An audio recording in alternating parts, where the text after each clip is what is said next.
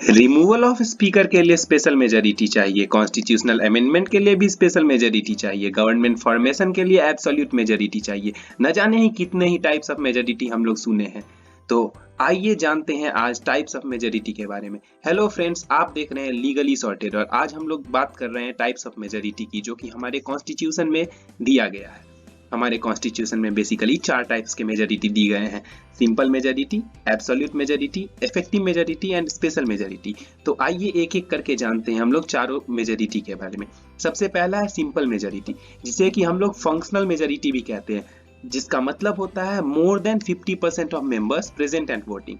तो लेते हैं एग्जांपल, लोकसभा में अगर 543 मेंबर्स हैं, उसमें से मान लीजिए कि 500 मेंबर्स प्रेजेंट हैं और उनमें से 400 ने वोट किया, तो प्रेजेंट एंड वोटिंग हुए 400, तो मोर देन 50% ऑफ 400, तो 201 होगा सिंपल मेजॉरिटी। इसका एग्जांपल है election of speaker, deputy speaker, confidence motion, no confidence motion और एडजर्नमेंट मोशन। नेक्स्ट मेजॉरिटी है एब्सोल्यूट मेजॉरिटी। एब्सोल्यूट मेजॉरिटी का दो मीनिंग होता है, जिसमें कि एक इंपॉर्टेंट मीनिंग है more than 50% of the total strength. तो अगर 543 स्ट्रेंथ है लोकसभा का, तो 272 हो जाएगा एब्सोल्यूट मेजॉरिटी। ये नंबर एब्सोल्यूट है, फिक्स्ड है, इसमें ये मायने नहीं रखता कितने लोग प्रेजेंट हैं, कितने लोग वोट किए, इससे कोई मतलब नहीं है, जस्ट 272 होना चाहिए। एग्जांपल है गवर्नमेंट फॉर्मेशन। ऐसा इलेक्शन ऑफ प्रेसिडेंट और वाइस प्रेसिडेंट में भी हम लोग एब्सोल्यूट मेजॉरिटी टर्म यूज करते हैं, लेकिन वहां पर एब्सोल्यूट मेजॉरिटी का मतलब होता है more than 50% of the total votes polled. तो इस बात को ध्यान में रखिएगा। नेक्स्ट है हमारे पास इफेक्टिव मेजॉरिटी। इफेक्टिव मेजॉरिटी का मतलब होता है more than 50% of all the then members of the house. ऐसा एग्जैक्ट लाइन हमारे कॉन्स्टिट्यूशन में लिखा है। अब द देन मेंबर्स का मतलब होता है इफेक्टिव स्ट्रेंथ। इफेक्टिव स्ट्रेंथ है टोटल स्ट्रेंथ माइनस वैकेंसीज, और वैकेंसीज होता है डिस्क्वालिफाइड मेंबर्स प्लस एब्सेंट। तो मान लीजिए कि टोटल स्ट्रेंथ 543 है और उसके बाद उसमें से 23 मेंबर्स डिस्क्वालीफाई कर दिए गए हैं किसी अन्य कारणों से और 20 मेंबर्स एब्सेंट हैं, तो 500 मेंबर्स प्रेजेंट हुए, तो इफेक्टिव मेजॉरिटी हो जाएगा 251। इसमें ये मतलब नहीं है कि कितने लोग वोट किए, हो सकता है 400 ने ही वोट किया हो, लेकिन प्रेजेंट टोटल 500 है, तो इफेक्टिव मेजॉरिटी 251 हुआ। इसका एग्जांपल है removal of vice president, removal of deputy chairperson of Rajya Sabha, removal of speaker and deputy speaker of Lok Sabha. Chairperson of Rajya Sabha vice president ही होते हैं, ये आपको पता ही होगा। नेक्स्ट है हमारे पास special majority. Special majority mainly 4 प्रकार के होते हैं। पहला मीनिंग होता है स्पेशल मेजॉरिटी का मोर than 2/3 of members present and voting.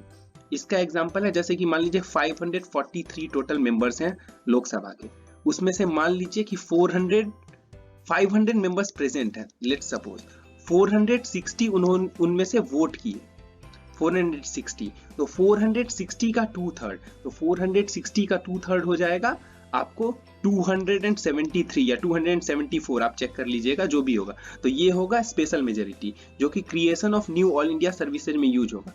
Present and voting, ये वोटिंग है, ये प्रेजेंट है, तो जो प्रेजेंट एंड वोटिंग होगा वो स्पेशल। सेकेंड है more than 2/3 members present and voting और must also fulfil the criteria of absolute majority. इसका मतलब क्या है, जैसे कि मान लीजिए 543 मेंबर्स हैं, उसमें से सपोज कीजिए कि 400 मेंबर्स प्रेजेंट हैं, उसमें से और मान लीजिए कि 360 ने वोट किया, 360 में ने वोट किया, तो 2/3 हो जाएगा 241, मोर देन 2/3। लेकिन 241 के ही वोट करने से, मेजॉरिटी होने से, ये स्पेशल मेजॉरिटी नहीं कहला पाएगा इसके कारण, क्योंकि एब्सोल्यूट मेजॉरिटी के भी क्राइटेरिया को फुलफिल करना चाहिए। मतलब कि ये नंबर मिनिमम 272 होना चाहिए। हम लोग जानते हैं कि एब्सोल्यूट मेजॉरिटी 272 को कहते हैं। तो ऐसा जरूरत है amendment under article 368 constitutional amendment, removal of supreme court जज, रिमूवल ऑफ हाई कोर्ट जज, removal of controller and auditor general और चीफ इलेक्शन कमिश्नर। इन सब को हटाने के लिए या कॉन्स्टिट्यूशनल अमेंडमेंट लाने के लिए ये क्राइटेरिया स्पेशल मेजॉरिटी का फुलफिल होना मस्ट है।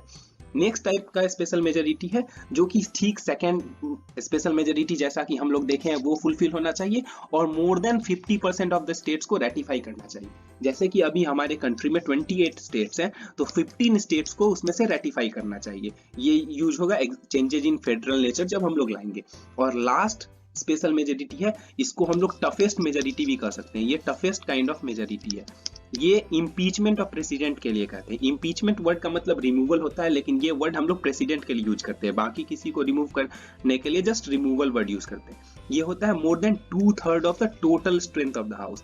जैसे कि टोटल स्ट्रेंथ अगर 543 है तो मोर देन 2/3, जो कि शायद 360 के या 363 के आसपास आएगा। तो कितने लोग प्रेजेंट हैं कितने लोग एब्सेंट हैं इससे मतलब नहीं है, more than 2/3 of the total strength को वोट करना चाहिए। हो सकता है 400 ही प्रेजेंट हो, फिर भी 363 चाहिए। ये टफेस्ट स्पेशल मेजोरिटी है। उम्मीद करते हैं आपको सारा मेजोरिटी समझ आ गया होगा और आपको ये वीडियो अच्छा लगा होगा। तो प्लीज लाइक कीजिए, शेयर कीजिए, सब्सक्राइब कीजिए और अपना बहुत बहुत ख्याल रखिए। तब तक के लिए गुड बाय, टेक केयर।